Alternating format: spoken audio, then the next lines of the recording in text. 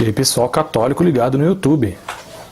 Hoje então a gente vai dar início ao nosso diário de leitura do livro de Scott Hahn e Benjamin Winkler, A Politização da Bíblia. Livro que eu criei muitas expectativas em relação a ele, um calhamaço de 700 páginas, fora a bibliografia. Tem mais de 30 páginas só da bibliografia que foi utilizada para escrever.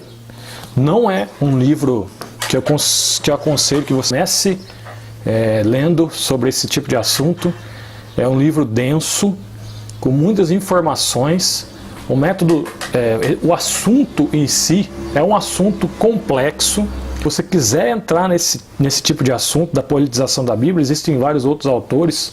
Existe o professor Felipe Aquino, existem cursos do Padre Paulo Ricardo. Eu aconselho que você primeiro faça esses cursos, se introduza no assunto, para que depois você se atenha à leitura deste livro, porque ele é um livro muito técnico, né? Havia tido um contato com o método histórico crítico na universidade, por isso isso me ajudou muito na leitura desse livro. Não que esteja sendo fácil.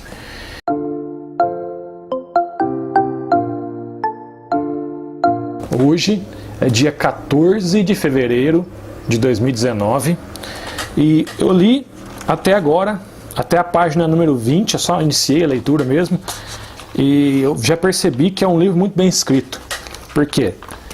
Todo livro científico, que se pretende científico, ele tem que, antes de mais nada, fazer o status questione, termo técnico utilizado para que você reúna uma bibliografia que precede o seu trabalho. Esses dois escritores, Benjamin Winkler e Scott Hahn, eles vão já dar uma introdução ao leitor de quem são os escritores que já se debruçaram sobre esse mesmo assunto da politização da Bíblia. Inclusive, eu achei muito interessante um livro em especial que se chama The Hebrew Bible, The Old Testament and Historical Criticism, de Jon Levenson. Jon Levenson é um dos escritores que já haviam se debruçado em relação à politização da Bíblia.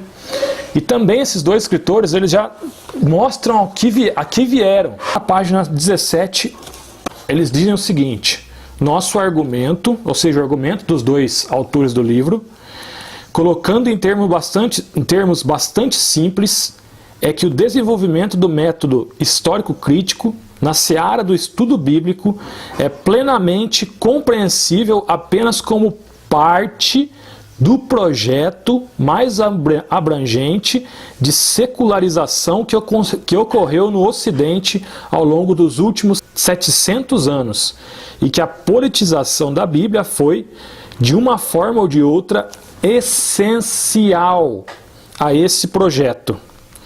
Então, o que eles estão querendo dizer é que o método histórico crítico é um aspecto essencial de todo aquele movimento histórico que iniciou na Idade Média, que foi transcorrendo aos séculos seguintes, de uma inteira secularização. E secularização, entenda aqui como um esforço de retirar a religião do mundo público. Esse método histórico crítico só pode ser compreendido como parte desse mesmo processo. E uma parte essencial, que não poderia ter sido de outra forma. Nessa mesma página, existe uma frase que mostra muito bem o que os autores eles querem dizer com o termo politização da Bíblia. E é o seguinte: guarde bem esta frase, porque é uma chave de leitura deste livro. Por politização, queremos dizer a intencional reinterpretação exegética das Escrituras, de modo a fazê-las servir a um objetivo meramente político, mundano, e daí secular.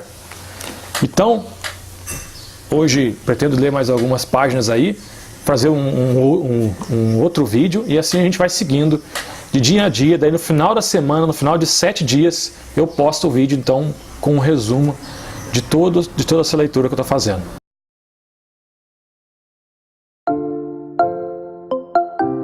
Hoje é dia 24 de fevereiro, fiquei algum tempo sem gravar por conta de alguns imprevistos, mas isso não significa que eu não tenha continuado a leitura do livro, né? Então, como vocês veem, eu avancei bastante na leitura. Eu estou na página 193, como vocês podem ver, eu colei bastante marcadores aqui para eu depois recordar e fazer um resumo sobre essa obra que eu estou achando muito interessante. Esse livro, ele trata de uma forma bastante extensa não somente a questão da politização da Bíblia em si, como também os aspectos que também levaram à politização da Bíblia e que não o fizeram de forma direta.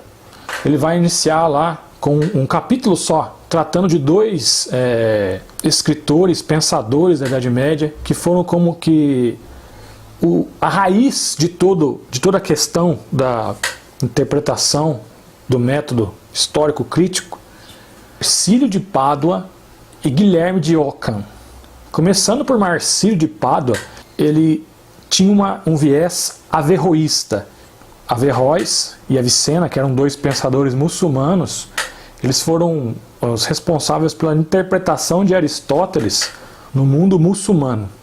Eu aconselharia que você estudasse um curso do padre Paulo Ricardo, que tem no site dele lá, que é a história da igreja na Idade Média, né? Isso aí vai dar mais substância para a nossa reflexão do livro da politização da Bíblia. Estavam havendo vários conflitos, e principalmente os conflitos entre os papas e os imperadores, né?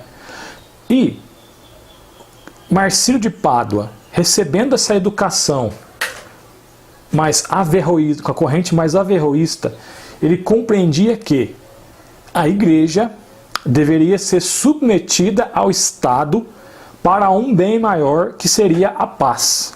Então, ele escreve um livro chamado Defensor Pacis, onde ele vai apresentar a tese de que a igreja ela deve ser regulada pelo Estado. Guilherme de Ockham era um franciscano. Existia um problema muito latente naquele período da história, que era a corrupção assim aberta, né, da igreja, da hierarquia da igreja. Guilherme de Ockham, ele dizia que se a hierarquia da igreja ela não tivesse um poder político, mas somente um poder religioso no Estado, então os problemas dos conflitos eles se resolveriam. Abrindo parênteses aqui também, para a gente compreender, naquele tempo estava sendo discutido também a questão de se o clero deveria possuir bens materiais ou não, de acordo com a visão de São Francisco de Assis, né? Guilherme de Ockham era um franciscano, de que Jesus dizia que nós não deveríamos buscar os bens terrenos, mas os bens eternos. E por isso também existia essa discussão entre o poder imperial e o papado sobre se a igreja deveria ter bens ou não. Mas é claro, obviamente, o que levava o imperador a ter essa discussão com o papa não era que se fosse feita a vontade de Deus no meio do povo, mas sim poder fazer tudo aquilo que ele queria, né? Exercer o poder político dele sem nenhum tipo de empecilho da igreja para que isso acontecesse. Fechando parênteses, Guilherme de Ockham, então, ele propõe que Jesus tinha deixado como lição que o clero ele não deveria ter bens materiais, mas ele deveria somente usufruir desses bens que seriam administrados, então, pelo imperador. Em seguida, então, vem John Wycliffe, que nasceu em Yorkshire, na Inglaterra. E é importante a gente entender que nesse período que Wycliffe viveu, a Inglaterra ela estava se despontando como nação, começando a ter aquele sentimento de nacionalidade, principalmente por conta da guerra que eles travavam de forma interrupta, né, contra a França, que ficou conhecida como a Guerra dos 100 Anos. Esse sentimento de pertencimento a essa nação foi um dos influenciadores de Wycliffe também, né? iniciou a questão da sola escritura. Por quê? Porque John Wycliffe, ele falava que a palavra verdadeiramente era Jesus Cristo. Jesus era a palavra. A pessoa de Jesus, o homem Jesus era a palavra. E que aquilo que tinha sido registrado tão somente um nível inferior da palavra verdadeira que era Jesus Cristo. Foi um dos primeiros tradutores da Bíblia, latim para o inglês, justamente por esse sentimento muito forte dentre o povo inglês de que a Nova Jerusalém era, na verdade, a Inglaterra. E aqui a gente começa a perceber essa questão de submeter-se a palavra, a Bíblia,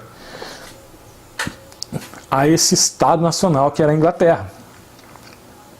Então não se ouvia mais aquilo que o Papa tinha para orientar, mas a palavra teria que ser submetida a esse sentimento nacionalismo. Então, os escritores do livro vão dizer, fazendo a citação de algum escritor ali daquele período, que Deus torna-se então inglês, né?